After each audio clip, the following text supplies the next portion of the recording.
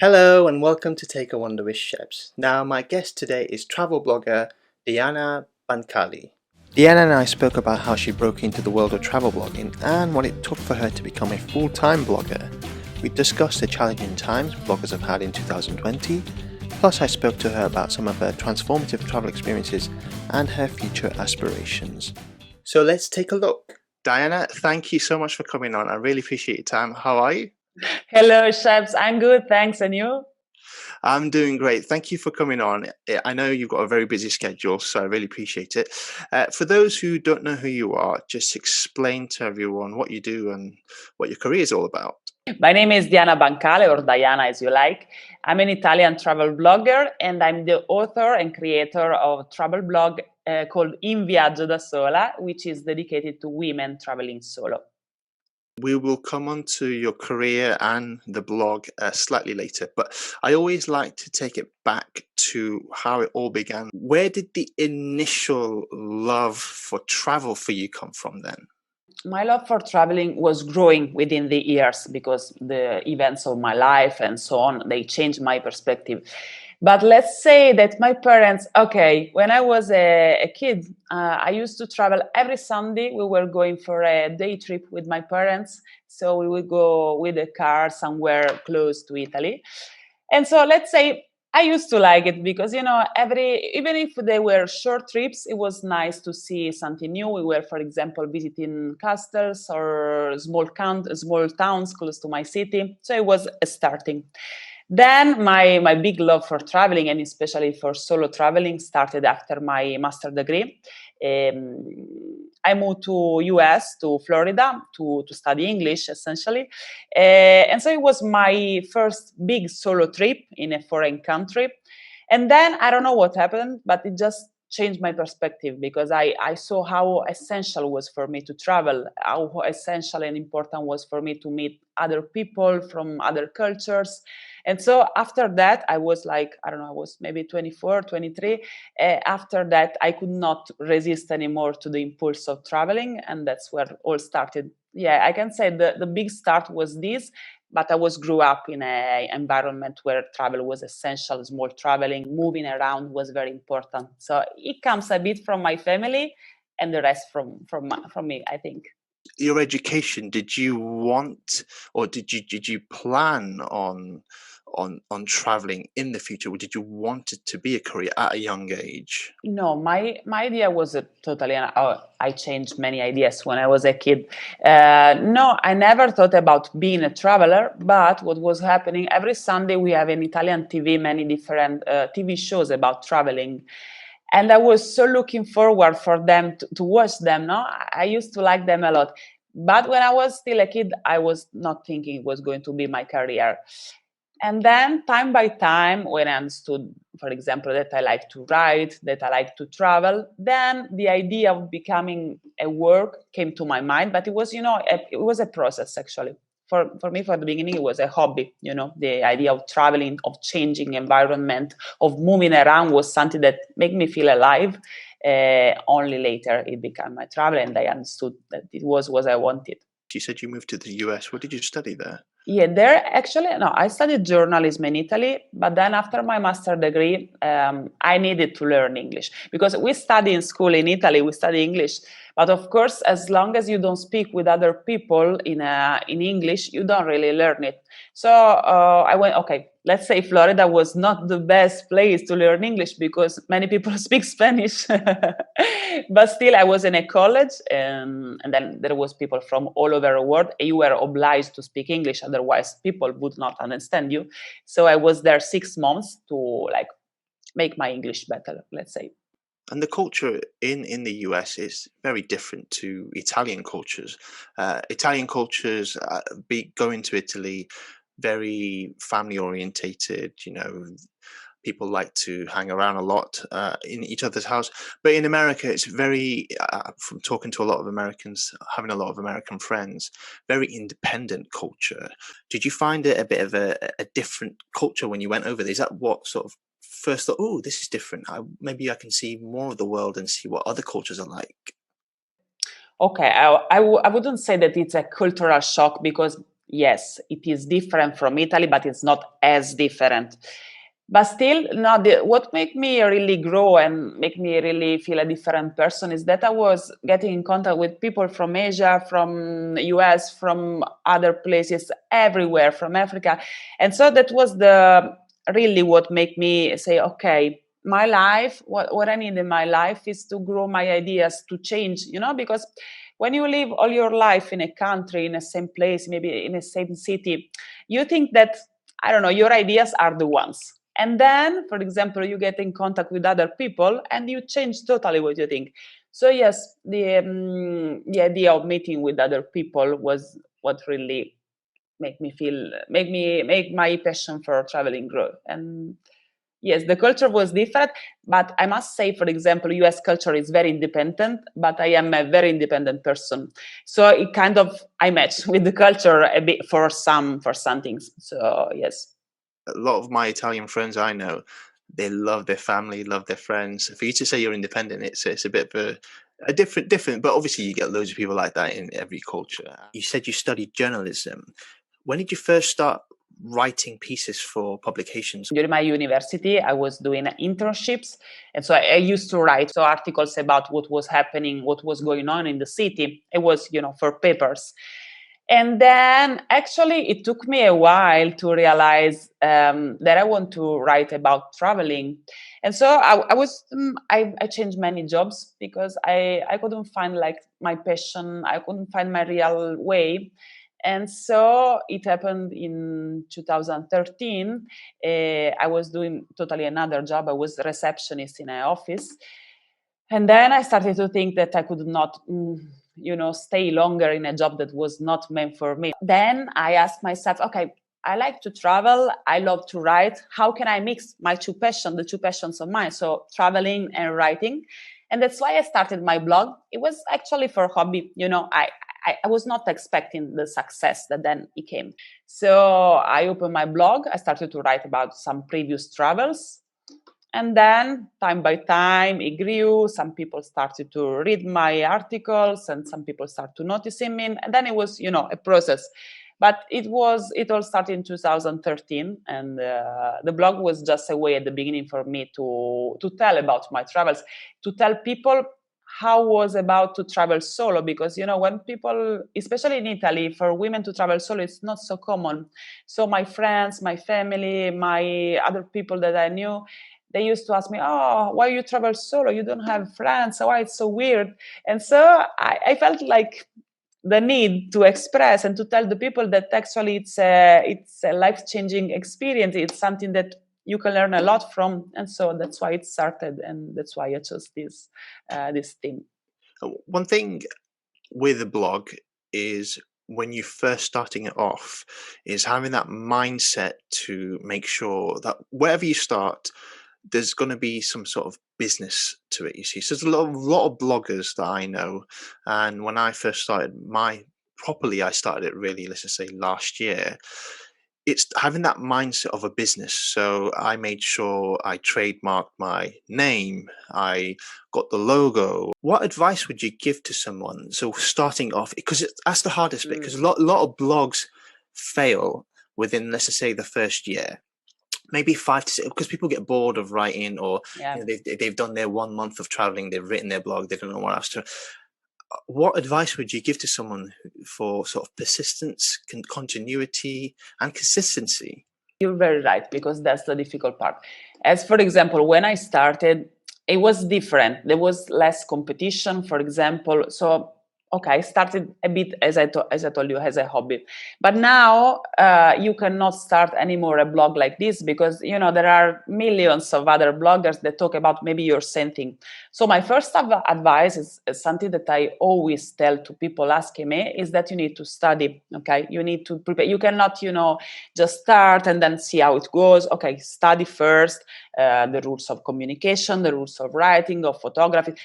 Blog work include a lot, thousands of abilities, social media and photography and videos and communication first.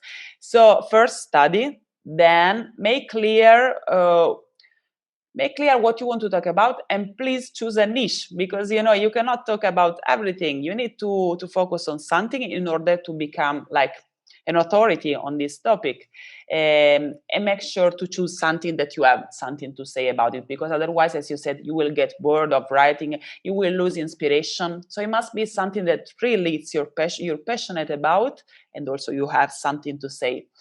And keep studying all the time, because the on the web especially, the things are changing so fast. Social media rules are changing, the SEO, the Google, Google laws are changing like every other month. So study, prepare, choose a niche. And another thing is, don't lose hopes, because people sometimes, some young bloggers, they ask me, okay, how can I make money with the blog? And it's not like just this. You need to work on it. You need to have followers and readers. Otherwise, if nobody reads your blog, then you're never gonna make money. But you cannot you cannot expect that it's gonna happen suddenly. So you need to be patient as well. Keep working, keep writing, even if nobody reads your article, but keep doing it, and then the results will come. But you cannot expect to earn money immediately, because it's not going to happen. So be patient and have a plan B to make your income at the beginning. Otherwise, One thing you mentioned there was patience with any blog, and this is something I've realized.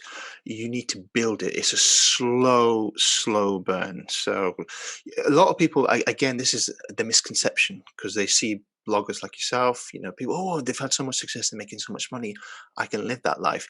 But as you just said there, if you've got no following, or if no one's reading it, how can it be sustainable? You see, so you've got to think of the long term. This is what I was trying to say to you in terms of the business model.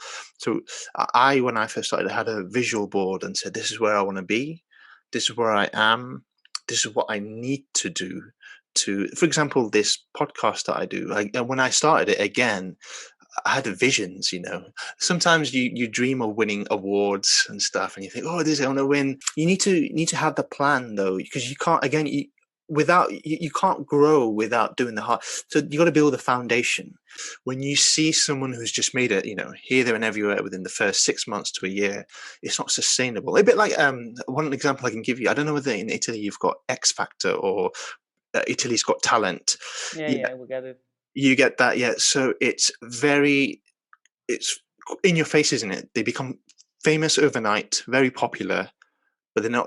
Where do you see them? You don't see them after 2-3 years, do you? They disappear. So it's building the foundation, I think, as you were just saying, having the niche, as you were saying as well, and then running with it. You see, so, and talking of niches, your niche is solo traveling for females. So you obviously mentioned that you felt as though it was important to share the solo aspect to Italian people. Why was it important for you then to tell your story as a solo traveler, especially for females? For many different reasons. First, because I didn't like the idea of associating the solo traveling with being alone, because it's totally the opposite. Or maybe, for example, some people would think that if you travel solo, then you're not social. I'm so sociable and I love to meet people. That's why I travel solo. So first, because out of curiosity, I wanted to give people information about this. Second, because I think, and I'm really convinced about it, that traveling solo, it's really like, I usually say it's like a gym, it's an exercise you do to become a better person, to become more open to other people, to cultures, and to become stronger, because every solo trip I do, then I go back home and I feel like stronger, more independent, with your vision come open. And so I think it's very important for every person, that can be a male or a female, to try a solo trip experience. And also because I think it's very important for females, for male as well, but I'm a girl, so I speak from my point of view. It's very important that when you travel solo, you're cautious. So there are some rules, let's say, to respect. There are some things to do in order to travel safe, and it is very important. So I also wanted to share this because, okay, we can do everything we want, but we need to be all the time safe, and we need to use our brain when we travel solo. So that was, to help other women, to inspire them, and to give my point of view, because I didn't like that people used to think, okay, you travel solo because you're solo. We are not. And how many friends, because you travel solo as well, how many more friends you do when you travel solo rather than you traveling with your close friend or with your boyfriend or Absolutely. girlfriend. So it's something, and then you get out of your comfort zone, which is very important, and I think everybody should try it from time to time. About 5 years ago, solo traveling was around about 3 to 4%. Now it went up to like 15 to 20%. And it's so I think it's helped. I guess blogs, a lot of people reading blogs, people's solo aspect of traveling, and realize you're right. You make more friends when you travel solo, because the thing is, when I talk to people about solo traveling, you're not tied to anyone. No plans, no scheduling. Let's just say if you did a tour, there are lots of tours for solo travelers, which is great actually. If you want to, my advice to actually someone who's going to first start traveling is maybe do a tour group. There's loads of tour groups you can do, and it eases your way in. So sometimes you get a lot of free times in the tour and stuff, but those are good ways to start, because then you can see how they do it, and then maybe plan your solo travels itself, because that's a good way of starting. But then you meet, and it helps you open up, I think. You just said, and I will come on to your relationship, because I know you're in a relationship, but we'll come on to that later. So you meet other people, and then you think to yourself, oh, these are really good friends, and you become friends for life. I've still got friends that I met 6, 7, 8, 9 years ago from solo traveling. We still keep in touch. We see each other on travels and stuff, and that's the beauty of it, because they solo It's travel as well. amazing. Yeah, you Yes. get to meet them all the time, and you think that sometimes I see them more than I see my friends here, and that's like, well, how is that possible? Because you're solo traveling to the same places, really. So it's there's a misconception. And when you started, you mentioned blogs didn't exist. It was well, they did exist. I think 2005-6 was like the first time I remember hearing about a blog. And you might think this is like ancient history when people listen to it, but the time and era where it really took off was around about 2012-13, when you first started. And one thing I picked up on what you said, actually, and it's quite important, because it's something, when I do this show, I always verify my sources, checks and stuff. So whatever I put out, there's got to be some sort of, because you're putting it out to the world, and if people watch it, or if people read it, for example, there's got to be some sort of truth behind it. There's got to be, so when you write, making sure you're not writing a very subjective article, how hard is that? Because as a blogger, you've got a lot of following. I've seen it in the last year where I saw lots of bloggers with hundreds of thousands of followers, and lots of other journalists who were telling people, oh, you shouldn't be traveling during a pandemic because it's not safe. And a lot of these people I asked, because I got asked the question, because when I went to Turkey last year, people saying, why are you traveling? So I asked them, well, have you traveled then? You're a blogger. Have you traveled and experienced to say that it's not safe? And they went, no, I haven't. Well, how can you say that and write about it if you haven't experienced it firsthand? So that's another question. So when you write, how objective do you make your articles? And obviously making sure that what you do put out, you realize is going to influence a lot of people. That's why it's a bigger responsibility. But okay, when I was a journalist, for example, the rules were to be all the time objective, totally objective. And this is something, a fact that we know about journalism. When it comes to blog, I think we are like an hybrid, because, okay, we must give information that are true, that are correct, and that's very important. But also, since we are bloggers, we need to put something of our service, some our point of view. So when it comes to me, I try, okay, my articles, for example, there are some that are more emotional, more inspirational, and some other are very about facts, and I don't know, important things or advices. So what I do in my case, I try to make clear, okay, for example, this is requirements to go to Canary Island, for example, let's make so an article about this with facts. And then, for example, I make clear when I'm talking from my point of view, for example, say, from my point of view, I like to do this. From my point of view, this one is nice, not nice. So I try to make as clear as possible that this is my point of view. So just, okay. And then, yes, of course, you need to be honest, but you need also to remember that you are influencing people. So there are some tips, just like don't do dangerous things or don't show them if you do them. Present, for example, if you are doing, I don't know, an activity or something that can be dangerous, say, okay, I'm doing this because I have well prepared, because so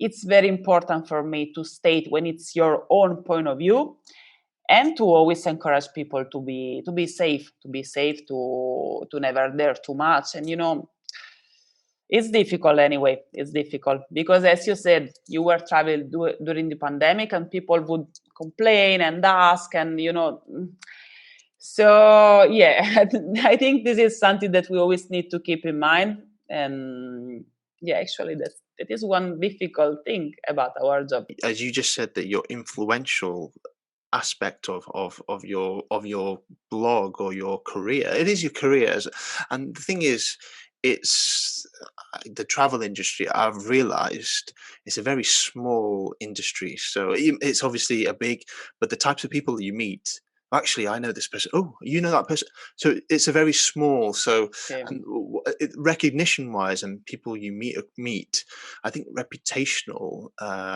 impact that you have for your brand yourself.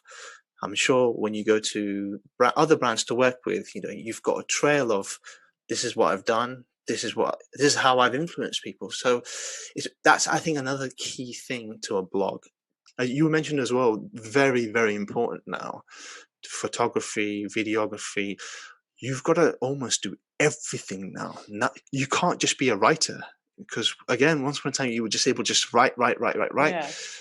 Now there's a saying that you've got to be jack of all trades. Write, blog, video, podcast, you name it. You got to do it all, because otherwise, in this industry now, with how technology is moving along, you have to survive, and this is how you can. I guess evolving is the right word, isn't it? What I might be saying. So Involving, yeah. evolving every single time, because you can have lots of big brands. They start off with one niche, but then you have sub niches, don't you? Sub, and then you have sub niches on top of the sub niches. So that's how you build, isn't it? So Sometimes, for example, when my colleagues get this question, they say, no, now it's too late for bloggers because we are too many. We would never be too many, because there are so many topics to cover. And, as you said, niche, sub niche, sub niche. So you can find your way. But of course, it's more difficult, because maybe, I don't know, there is now another blogger that want to try to write about solo traveling for female in Italy. And that's already me and a couple of others.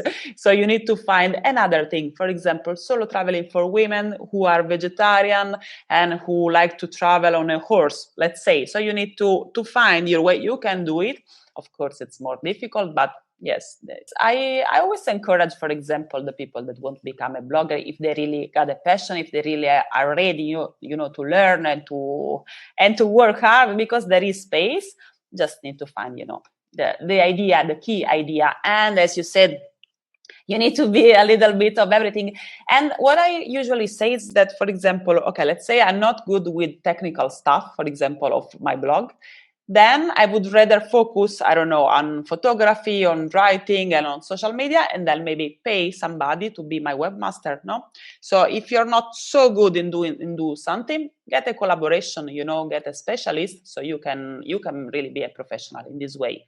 Or you learn to do it yourself, or you pay somebody to do it for you. And And you just mentioned actually collaboration. Collaboration, I've noticed, is very important for bloggers. So if you can collaborate with someone else, it helps you sort of grow more because obviously you're working with other bloggers, other travelers. That's a, I don't know how, but for yourself, I don't know how much collaboration you've done with others, other bloggers and stuff. But would you say that's key now? When I got asked, I always say this: the human, the network, okay, the contacts that you get are vital. Because, for example, as for me, most of my jobs, most of my popularity as well comes because I got some collaboration with others, no, and because we help each other. So you don't need to be. I mean, you need to be competitive, but not. We are not like I don't know, enemies. We need to collaborate to each other. And my, let's say, success, because I always find connection. I try to collaborate with other bloggers, with brand, with everybody. So it's very important also to never, always be open with other colleagues, always try to network, go to events when you can meet other people, because it is very important. Yeah, I remember I had advice of someone, the quite well known photographer, and said, "Don't treat them as colleagues and not as competition." Because let's just say if you can't do she was talking about photography. Let's just say you can't go do a piece, pass it on to someone that you know, and don't think, oh my god, if I pass it on to this person, I might not get another job. Think of them as colleagues, and then hopefully that person will do exactly the same. So you help one another. I think it's very vital, and it doesn't happen, by the way, all the time. Not everyone thinks like that, No. because again, it's sometimes your survival instinct comes in. You got to put food on the table, don't you, a lot of the time. And it's been very tough, actually, during talking about food on the table. It's been very tough in 2020 as a blogger, not just bloggers. I know a lot of people who've really struggled. How did you sort of, was it a tough period for yourself in 2020? Yes, it was quite tough. Okay, let's say the numbers, of course, of the blog. Okay, I'm from Italia. People from Italy were not allowed to travel. So, of course, people was not looking for articles about travel. So all my contents or my blog, let's say the traffic to my blog really decreased during 2020 because, people was looking, for example, for food recipes or for stuff to buy, but not looking for travel. So actually, I will be honest, it was kind of painful because you see all your work, all your visits from Google really going down, but really going down, and it's painful. But one thing that I always thought is that it's a period. It's not gonna be forever like this. So you try to be strong. And what I did, for example, is to find in other ways, to focus on other things. For example, since I saw the blog was going down, then I focused a bit more on Instagram, and I got a lot of interaction with Instagram, a lot of, let's say I grew also on Instagram because you need to see, okay, the blog is not going good. What people can be interested in, for example, live streaming on Instagram. And that's what I focus on. So I try to, change the a little bit, staying still in my niche, but changing the things that I was focusing on it. But anyway, it was very hard, and also it was hard, because you lose a little bit of inspiration because you don't feel anymore the attention on the contents. So maybe you can write tons of contents. Well, for example, in 2020 I was just back from my trip to Vietnam, and I was so excited about this trip. I wanted to write so much, and I did it. But still I saw that my contents were not so read because people were not allowed to go to Vietnam. So it was, of course you lose some inspiration. But the important thing is to keep in mind that, it's going to be back to normal, hopefully soon, and then focus on other things. For example, I develop other collaboration with other brands. You try other ways, of course, to make an income and to keep your work, let's say. But it wasn't easy, I think, for everybody. Mentioned again, you've done different things within your travel itself, not just writing. I think you're able to adjust. Again, this is what I was trying to say to you, because you've got the business knowledge really, to realize, oh my goodness, my blog's not being read. I need to do something else. So you talked about the Instagram live, you talked about doing other things with other brands. So it having the knowledge of, because you can't just think, oh, it's not being read, maybe it will be read the next week or you've got to find a way of doing something else. And I think this is what I was trying to say to you. Having different skill sets now is so important, because otherwise you could, who knows, something else could happen in the next 5 years. And then you have to adjust. It's like any business, as I just said to you, is blog is another business. Any business, you're going to have really good periods. It's like, again, the financial industry, isn't it? Where the graph will go up, the investments are going up, and then it will decline, and you have to find another way of going back up again, isn't it? So think of it like that. The successful ones like yourself will always find ways to come through a tough period, you see, and it shows a testament to someone to do so, you see. So I congratulate you for coming through a tough period in 2020. So hopefully, as you said, though, things will get back to normal very soon, and we can travel again, and people will start reading things. Maybe even better, because people was forced to be home, and we can't wait to travel again. So I have this hope that it's going to be even better for our industry, for tourism. Maybe it's going to change the way we travel. Will change, but still people wants to travel. So I'm positive about it. I hope people will change the way they think, and when they do travel, for example, think about the impacts that travel has on people, the perspective, and hopefully it changes them for the better. That's what I hope that will happen in the near future. Anyway, anything that, let's just say, a transformative experience, so something that really sticks in your mind and thinks that really changed me for who I am today. People that travel a lot, like me or like you, we have, I don't know, a bunch of experience that, I think every single trip change a bit of your mind and, add something to your person, to who you are. But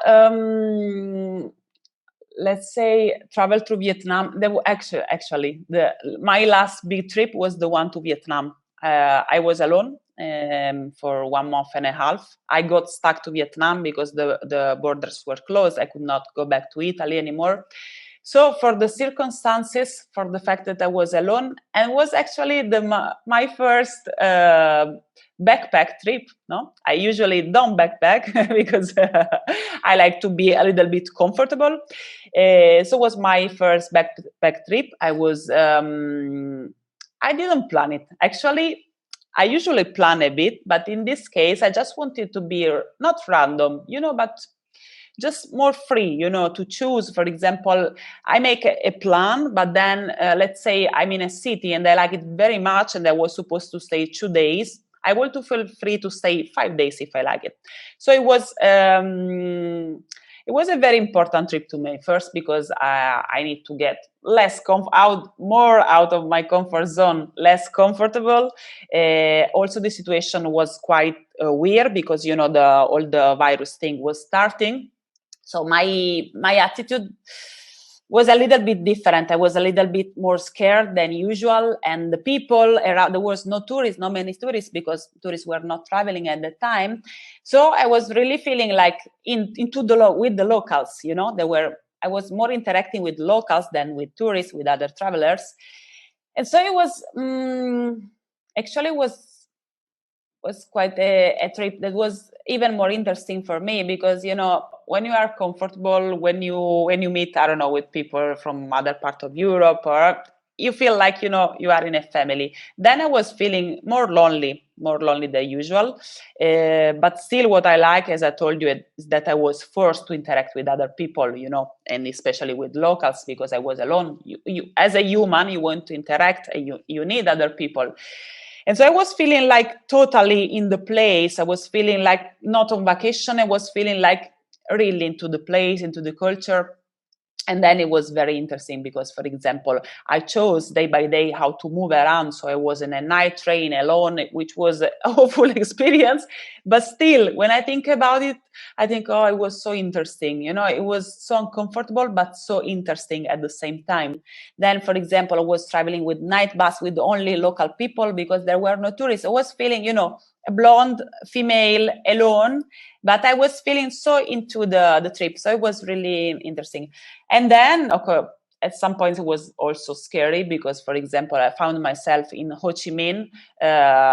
Nobody would understand. It was like 4 a.m. in the night. I was alone. I couldn't find a Uber to get out. The hotel wouldn't accept me in. I was 4 a.m. alone with my backpack. And so, of course, every trip has an experience that can be scary. But still, when you go home and you think about it, it's like, it's like you live thousands of lives. And also there was this situation that the virus was starting. So, I was insecure what to do, how to get back to Italy because, all my flights were canceled and you cannot go into some countries because I was Italian. With Italian passport, everything was becoming more difficult. So, it was very interesting because it was a mix of emotion, mix of fears as well, but I overcame all of them. So now, that I'm home, I feel this was an experience, and I feel stronger, and I can wait for another trip like that because the travel is a mix. Happiness, fear, anxiousness. It has everything. It has good things and bad things, but I think all of them needs to be a part of a trip in order for you to grow with a trip. And for me, traveling is growing all the time. That's an amazing story because you've gone through. You were talking about the beginning of the pandemic, really, and to go through. I know what it's. I think I spoke to another blogger recently, and I said if you're female, especially as you were saying, you're female blonde, and you're on a night bus. I done a night bus in Turkey a couple of times actually, and I felt a little bit, ooh, I'm with locals here, and you don't like the look of that person, so you stay away. So the fear of, but then the more you do it, obviously you get more sort of experience from it. But for things not to go wrong, I say it's an experience to learn from, and you've come out of it on the other side. It's made you stronger. I'm sure it has. Just from just the way you've told the story, I can tell you've grown as a person, as an individual. The confidence it's giving you for next time when you go away. Yes. Exactly. So as a female, though, it's completely different to the the courage you had to do that on your own. That is something to be very proud of. But still, when you're a female traveling, and especially in some countries, can be more can be more challenging. Can be more challenging. So, but still, that's why I feel even more confident because when I go back home at the end of everything, I say, okay, I did it. Some other people would never do what I did. It was not so extreme, of course. We are travelers. We know this was not extreme. But as for me, it was kind of really challenging. And yeah, sometimes I think that's why many Italian girls or women, they don't travel solo because it can be scary, totally out of your comfort zone. Because even in some places, when you go to the restaurant alone and you are a female, sometimes you get weird sight from the people. They ask you, okay, at the table, how many people? Not just me, but it is still totally sometimes it's a discomfort. But as more as you do, as you said, you don't, you get used, you don't get anymore to think of, oh, they're looking at me because blah, blah, blah. So yes. And also there is one thing that sometimes in some countries happened to me is like, sometimes some men, no, I'm not saying everywhere, every man, but sometimes some men can think that since you're traveling solo, it's because you're looking for male company. And this is something annoying, for example, that happened to me in the past, and it's something we need to fight against because, if a man travels solo, people won't think that he's traveling for this reason. If a female does it, sometimes it can happen in some countries and cultures. So that can be annoying, but Yeah, of course, and that's the misconception. So obviously, you writing about it will help other travelers. There's going to be moments where you go traveling, and then that has changed you for the better. But it's not. I'm going every single time. Oh my goodness, it's changed me, and oh my goodness, I'm going to look for a relationship. It's not. Doesn't work like that. You see. So I've had another guest who came on my show said did like 12 trips in 12 months.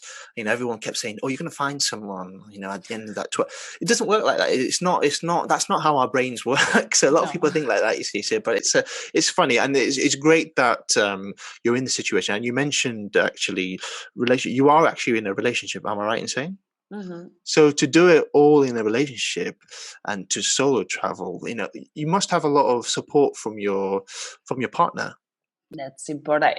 Actually, when I started the relationship, it was almost 8 years ago. So I had the passion for traveling, but as I told you, I was doing another job, office job.